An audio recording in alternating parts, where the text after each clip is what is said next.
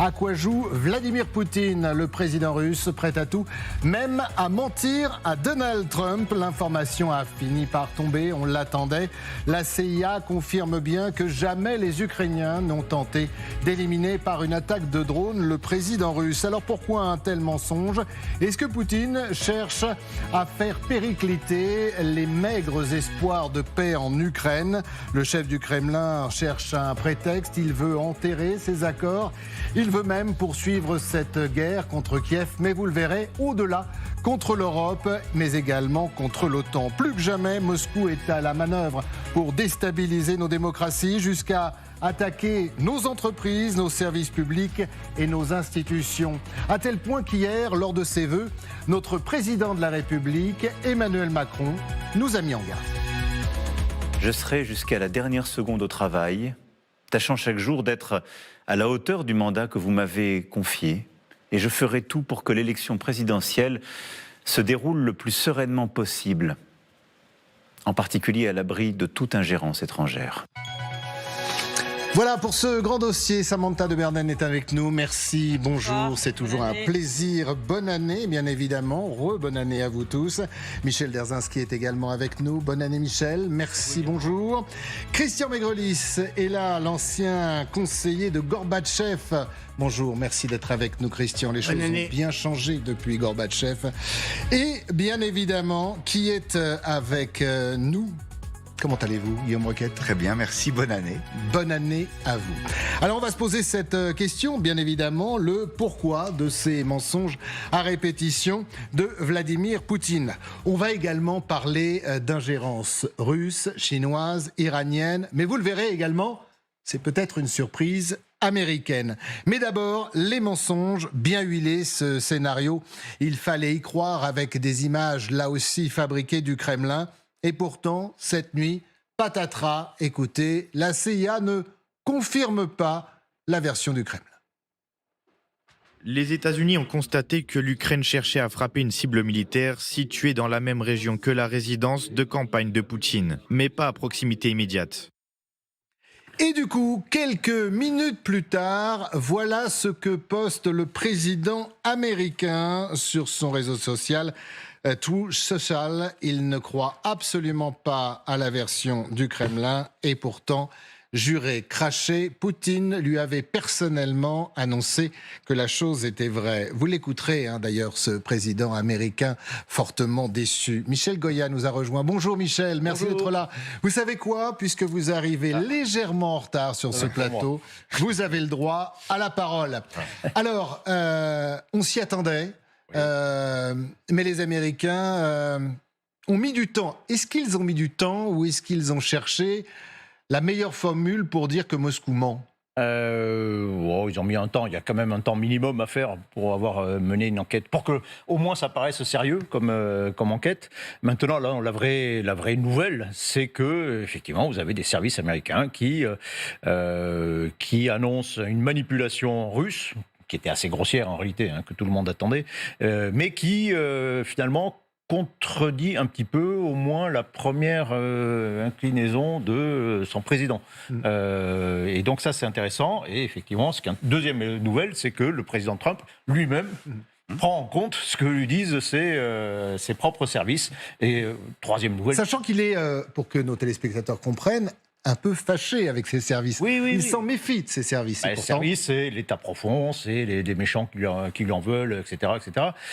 Des services qu'il a quand même bien aussi un peu cadenassés, qu'il a un peu purgés aussi, pour vraiment assurer leur loyauté. Mais déjà, une nouveauté, c'est quand même, enfin une nouveauté pas complètement, c'est que déjà, on publie des résultats d'une enquête de service secret, de la CIA. Donc c'est publié. Donc à partir du moment où c'est annoncé, c'est publié, ça devient forcément officiel. Et le président des États-Unis reprend, fait confiance, on va le dire autrement, fait confiance à ses services. Et ça, c'est également nouveau. Alors ce qui est intéressant, Samantha, c'est que bien évidemment les services européens et notamment les services français ne l'ont pas dit très clairement. Il y a eu des fuites laissant entendre que bien évidemment tout ça avait été bidonné, chanstiqué par Moscou, les témoignages, les images bien évidemment, mais que le patron de la CIA rentre dans le bureau cette nuit de Donald Trump et dise c'est faux. Alors les Ukrainiens ont bien tenté une opération contre un site d'armement, mais en aucun cas ils ont visé Vladimir Poutine. C'est intéressant quand même. Alors ça dit autre chose, on en parlera bien évidemment, c'est que le territoire russe me semble un peu surveillé quand même par les Américains, toujours et encore. Alors, pas seulement par les Américains, il y a énormément de façons de voir les drones en provenance d'Ukraine qui vont vers la Russie et vice-versa. Sur n'importe quel téléphone portable, moi j'ai 4 ou 5 applications que je peux ouvrir à n'importe quel moment. On voit les traces de drones, de missiles qui vont d'un côté ou de l'autre. Il n'y a absolument aucune trace de drone qui aurait volé ce soir-là. En tout cas, j'espère que la CIA ne se base pas que sur des applications que nous pouvons avoir. Mais le problème n'est pas de savoir ce que dit la CIA ou de ce que dit Trump, c'est que Trump a déjà démontré par le passé qu'il a tendance parfois à croire plus les Russes que la CIA. Il y a eu cette fameuse conférence de presse absolument lunaire à Helsinki en 2018, après un sommet Poutine-Trump, dans lequel Trump on lui avait posé une question sur l'ingérence russe dans les élections. Il m'a dit, écoutez, là, le FBI et le CIA me disent que oui, mais moi, Poutine, les services de Poutine me disent qu'il n'y a pas une ingérence, et moi, j'ai presque tendance à les croire. Eux, plutôt que de croire mes propres services. Donc, ce serait intéressant de voir, moi je regardais dans Truth Social, donc il y a eu le Truth, le tweet de Trump, dans lequel il dit que Poutine, en gros, lui a menti, mais toute la magasphère est en train de me dire, mais non, mais de toute façon, les Ukrainiens n'arrêtent pas de mentir, il faut croire Poutine, la Russie est notre allié contre ces méchants Ukrainiens, donc il faut quand même, moi je ne suis pas si sûre que ça va faire changer Trump. Je ne crois pas qu'il va vraiment changer d'avis. D'un côté, il ne peut pas passer, pardon, pour le dindon de la farce, parce que pour qu'on soit complet, on va écouter Donald Trump quand Poutine l'a appelé pour lui dire « Oh, cher Donald, regardez comme les Ukrainiens sont méchants, voilà ce qu'ils ont fait, ils ont voulu m'éliminer. » Écoutez bien. J'en ai entendu parler ce matin. Vous savez qui m'en a parlé ? Le président Poutine m'en a parlé. Il m'a dit avoir été attaqué. Ce n'est pas bon, ce n'est pas bon. Rappelez-vous, j'ai refusé de fournir les Tomahawks. Je ne voulais pas de ça. Ce n'est pas le bon moment pour en parler. Être offensif, c'est une chose, mais c'est autre chose que d'attaquer sa maison. Ce n'est pas le bon moment pour faire quoi que ce soit. Et c'est de la bouche du président Poutine que j'en ai entendu parler. Il était très en colère. Vous dites que l'attaque n'a peut-être pas lieu. C'est possible aussi, je suppose. Mais le président Poutine m'a dit qu'elle avait bien eu lieu. Ah, si le président Poutine l'a dit. Alors, eh bien non, tout ça a été bidon. Il a fallu donc un peu plus de 24 heures pour que le président américain, aidé de ses services et de la CIA, s'en rende compte. C'est quand même un autre camouflet. On a vraiment l'impression que... parfois, la marionnette de Poutine va se réveiller. Je ne sais pas si elle va se réveiller, mais je pense qu'on a des séquences différentes. C'est-à-dire que la première séquence, il dit « Je reçois une information de mon interlocuteur russe, qui est le président Vladimir Poutine, et qui me dit qu'il vient d'être l'objet d'un attentat commis par les Ukrainiens. » Il le reçoit, je dirais, en première forme. Après, il y a tout le travail qui est fait par la CIA. Après, il faut oui, mais il n'est pas dupe. Enfin, pardon, mais... Non, mais je ne sais pas si... moi, je ne rentrerai pas dans la rhétorique de Trump et savoir s'il est dupe ou pas. Par contre, je trouve que c'est plus important de regarder ce que fait la CIA aujourd'hui. Et ça veut dire qu'il y a une continuité. C'est-à-dire que quand la CIA a prévenu le gouvernement américain et que le gouvernement américain a prévenu les Européens en disant il va y avoir vraiment une invasion de la Russie sur l'Ukraine, ça veut dire qu'il y a un continuum aujourd'hui de renseignements américains de plus haut niveau au sein de l'état-major russe et que quand ils le veulent, ils sont en capacité encore aujourd'hui de faire de la traçabilité et de lâcher certaines informations. Les grandes oreilles fonctionnent toujours. Après, on sait très bien qu'il y a ce conflit permanent entre la CIA, la gouvernance américaine et les jeux politiques. Mais voilà, je crois que là, rien de nouveau sous le chapeau, si ce n'est que moi, ce que je vois plutôt, c'est ce qui se passe en Russie aujourd'hui. Et je pense que ce qui est plus important, c'est de regarder ce qui se passe du nouveau russe. C'est-à-dire que ce soi-disant attentat, il a un double objectif. Le premier, c'était effectivement... Il parle d'abord aux Russes ? Il parle aux deux. Parce qu'aujourd'hui, en Russie, on parle d'annulation pour les soldats. C'est-à-dire que de plus en plus aujourd'hui, des articles sortent, même en Russie, sur le fait que des officiers tuent leurs propres soldats et qu'il y a tout un vacarme à ce niveau-là. Qu'il y a des généraux aujourd'hui qui tombent des fenêtres ou qui meurent spontanément. Donc il y a tout un mouvement en Russie aujourd'hui qui commence à venir à la fois dans le grand public et aujourd'hui ici. Et donc je crois qu'il y a un double feu, c'est de dire, un, il y a eu cet attentat contre moi, donc vous voyez, ils ne sont pas loyaux pour la paix, et deux, c'est ouvrir un contre-feu sur ce qui est en train de se passer en Russie aujourd'hui, au sein de l'armée russe. Alors sur la paix, c'est très intéressant, on va y revenir. Olivier Péton est avec nous, avocat en droit français et américain, et vous êtes à Washington. Mais d'abord, je voudrais revenir quand même sur... Poutine est capable, et donc Trump le croit peut-être ou pas d'ailleurs, mais Poutine est capable, Guillaume, d'appeler Donald Trump en disant « Regarde ou regardez ce qu'ont fait les Ukrainiens, ils ont tenté de me tuer, même si la chose est bidon. » Oui, Poutine en est capable. Alors ça, c'est pas complètement surprenant, parce que Poutine disait qu'il n'envierait pas l'Ukraine, et il explique qu'il est un parfait démocrate. Mais ce qui est étonnant, c'est que Trump est capable de l'entendre, et après... De changer d'avis. Je trouve que la séquence qu'on est en train de vivre, c'est une double bonne nouvelle. La première, c'est que la CIA est un organisme au service de la transparence démocratique. Ça n'a pas toujours été le cas dans l'histoire, donc c'est peut-être la grâce du 1er janvier, mais en tout cas, c'est positif. Et la seconde bonne nouvelle, c'est que Trump accepte de reconnaître la réalité. Ça paraît une évidence, mais ça n'a pas toujours été le cas. Le Trumpisme, c'est aussi une espèce de bulle cognitive dans laquelle... L'important, c'est pas forcément ce qui se passe, c'est la façon dont Trump en parle. Et là, en gros, il envoie le message à Poutine en disant « N'essaie pas de m'embobiner, bonhomme. Ce processus de paix, il faut qu'il continue. » Et je pense que c'est pour ça que Trump accepte de reconnaître la réalité. Parce que dans le passé, ça n'a pas toujours été le cas. Moi, je ferais volontiers la comparaison avec ce qui s'est passé au moment où les Américains ont bombardé les sites nucléaires iraniens. Le renseignement militaire américain a dit après... Bon, c'est une bonne chose, mais objectivement... C'est pas mal, mais tout n'a pas été détruit. Mais c'est pas du tout suffisant. Et là, Trump a dit, c'est pas vrai, il ment. Trump est excès, hein. Exactement. Et il a même fait intervenir le malheureux chef d'état-major des armées qui a fait une conférence de presse pour dire, mais si, tout ça est parfait. Donc, quand Trump ne veut pas reconnaître la vérité, il le peut. Et là, c'est pas le cas. Et ça, c'est plutôt positif. Est-ce que Olivier Piton pense la même chose? Est-ce que c'est positif que...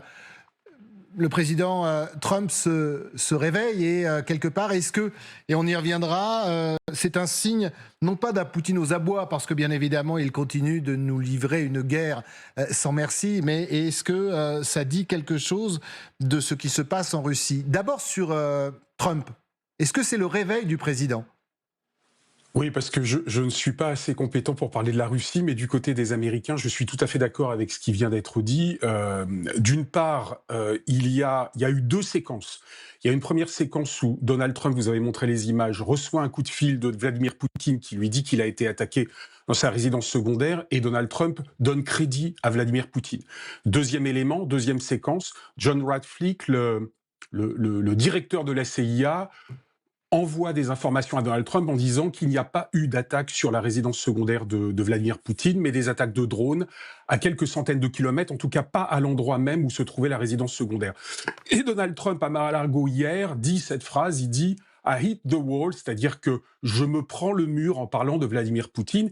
Il est parfaitement conscient qu'il a affaire à un adversaire qu'on va qualifier de retors, mais le problème, il est à la limite moins là que sur le continuum de la position de Donald Trump depuis un an. Petit 1, il veut absolument obtenir un deal et il est prêt pour cela à ménager au maximum Vladimir Poutine, même si, comme cela a été dit fort justement, il n'est probablement pas dupe, du moins grâce à ses services de renseignement, à la CIA et à la NSA. Et deuxième élément du côté américain, au-delà de Donald Trump, il faut bien comprendre que le dossier ukrainien est un dossier très secondaire aujourd'hui. En tout cas, il est moins répercuté sur les réseaux sociaux et dans les médias américains que, par exemple, la crise au Venezuela. Et il y a toujours cette obsession depuis une dizaine d'années, quinzaine d'années, ça date bien d'avant Donald Trump, d'essayer de trouver un moyen de ne pas laisser la Russie s'en aller vers la Chine. Et cette obsession américaine de tenter de dissocier les deux explique aussi ce continuum de la politique américaine qui n'a pas commencé avec Donald Trump.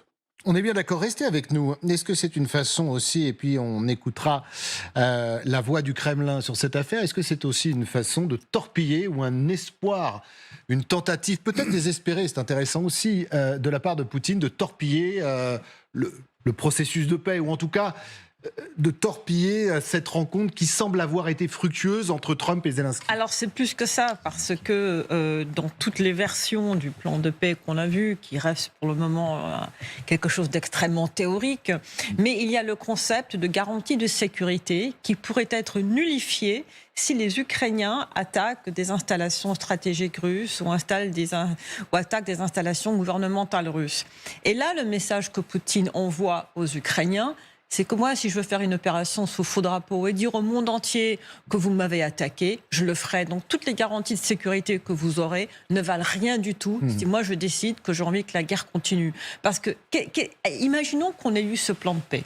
Et imaginons qu'il y a eu donc cette clause des garanties de sécurité, sauf en cas d'attaque sur une résidence gouvernementale russe. Qu'est-ce qu'il fait Poutine? Eh bien, il crée cette attaque et il dit les Ukrainiens m'ont attaqué. Il recommence ses bombardements, il recommence à avancer en Ukraine. Donc finalement, c'est un message pas très subtil aux Ukrainiens aussi pour dire mais allez-y avec vos garanties de sécurité. De toute façon, moi je ferai en sorte qu'elles soient nullifiées dès le premier jour ou quand j'en aurai envie. Vous êtes d'accord avec cette analyse qui me semble tout à fait pertinente? C'est-à-dire que Poutine il n'a pas besoin de prétexte. Aujourd'hui, de toute manière, il sait qu'il a les mains libres.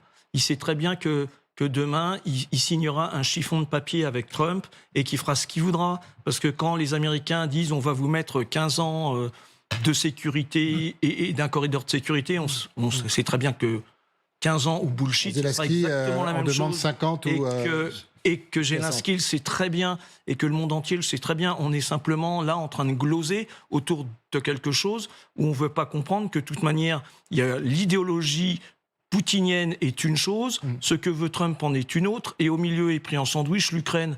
Après, prétexte ou pas prétexte, ça je dirais, c'est bon pour le café du commerce, mais il faut quand même voir la réalité géopolitique telle qu'elle est. Il n'a même pas besoin de ça. Il n'a même pas besoin de ça. Alors s'il n'a pas besoin de ça, pourquoi il fait ça? Mais parce que Poutine aime enrober toutes les actions illégales qu'il commet d'un espèce de